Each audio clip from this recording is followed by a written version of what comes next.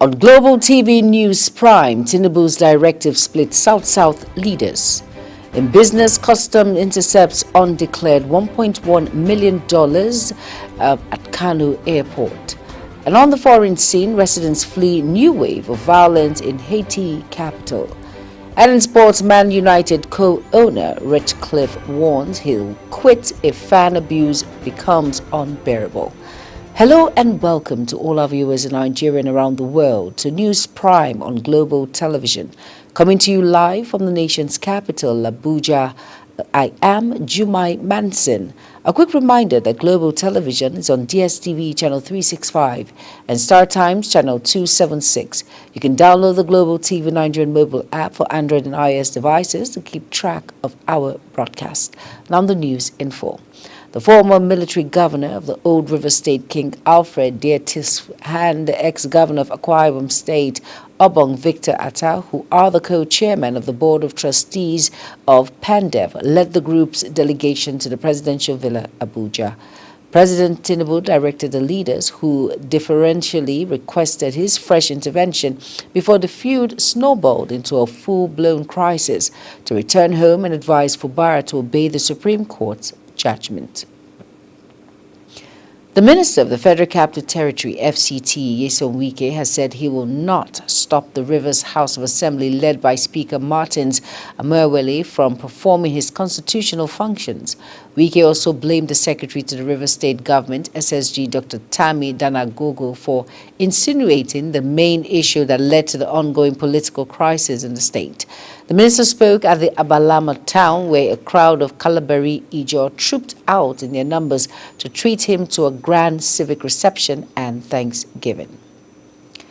Kano Attorney General and Commissioner of Justice Barrister Haruna Dederi says the ruling by the Court of Appeal was not in any way against the reinstatement of Muhammadu Sanisu II as the 16th Emir of Kano, as being portrayed in some quarters.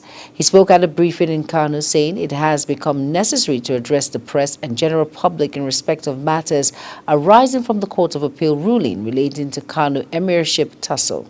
Dederi, who was accompanied by the Commissioner of Information and Internal Affairs, Ibrahim Abdullahi Waya, says the Kano state government has already instructed its lawyer to closely study the outcome for the determination of the next line of action in accordance with our extant law.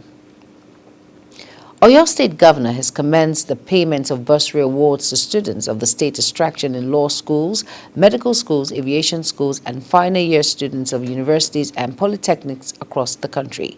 The beneficiaries, numbering about 2,950, were drawn from a pool of about 3,000 registrants, having met the criteria set for the award. The Senior Special Assistant on Students' Affairs to Governor Sheyi Makinde, Victor Olojede, announced this on Saturday in a statement by the Special Advisor to the Governor of Media, Suleiman Olarewaju, in Ibadan, the state capital. He noted that the governor had earlier approved the bursary to the tune of 554,989,000, describing him as a friend of the students.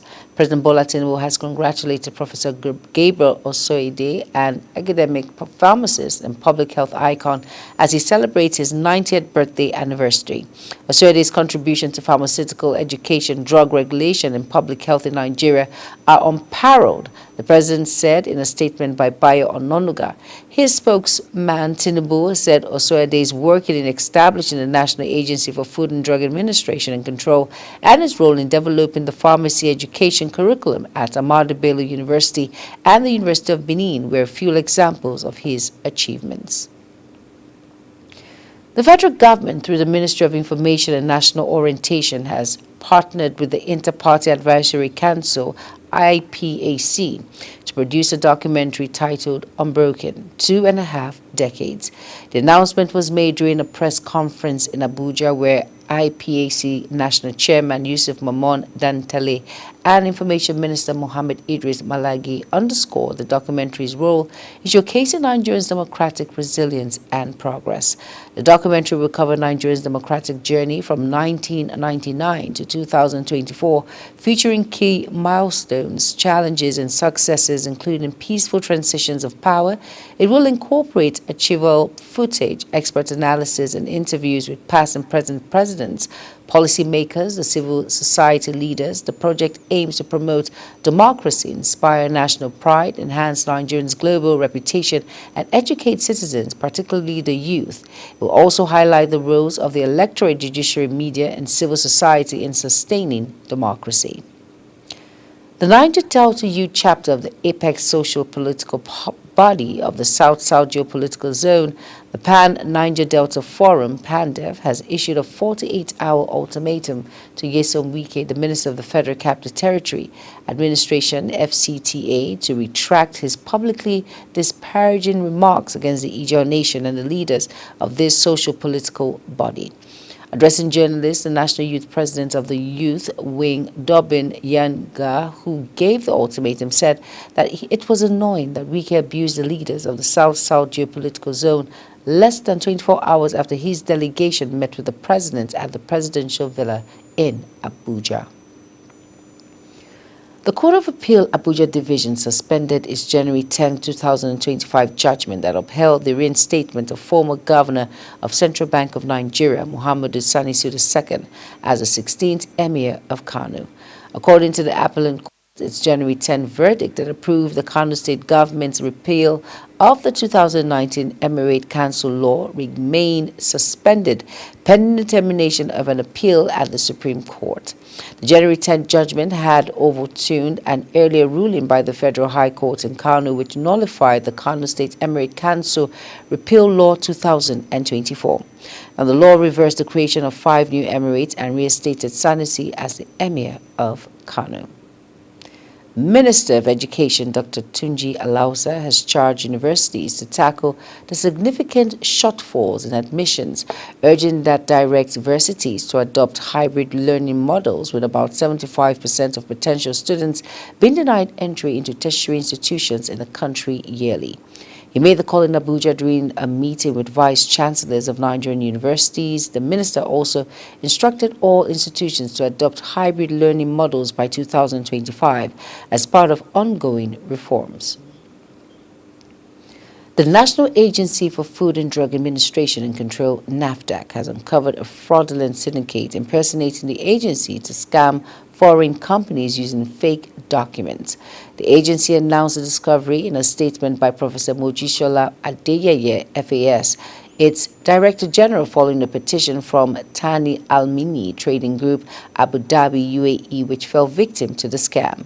It was revealed that the syndicate is being led by one Ikoro Mang Ifendu, who was arrested on February 7, 2025 in Aba, Abia State for allegedly defrauding foreign victims by posing as a NAFDAC official.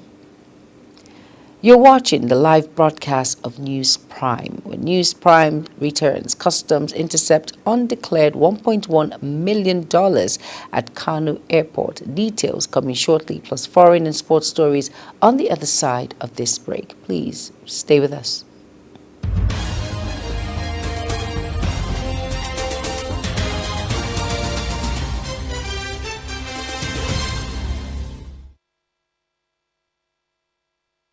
Do you know that global television can be watched in Nigeria and all over the world? Download the Global TV Nigerian mobile app for Android and iOS devices to watch global television real-time from around the world. What are you waiting for? Start downloading and stay connected to global television.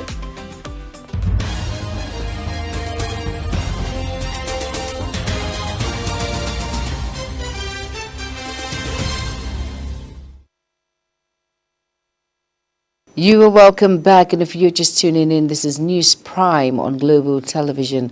Thank you for staying with us.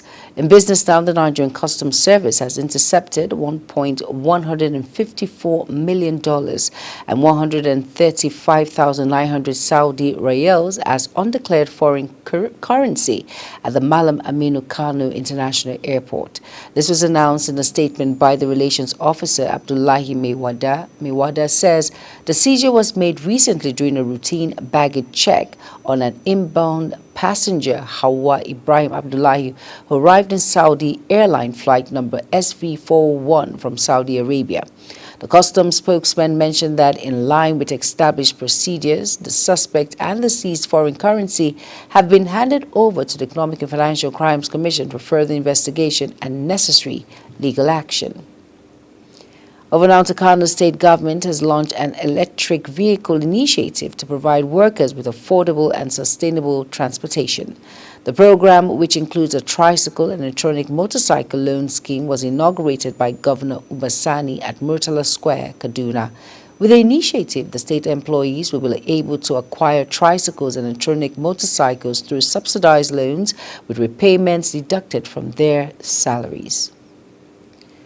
The Enugu state government has ordered all motor spare parts markets in the state to relocate to the newly constructed International Motor Spare Parts Market in Nsinde, Udu local government area. Governor Peter Mba signed the executive order at the government house in Enugu directing spare parts dealers to move from their current locations.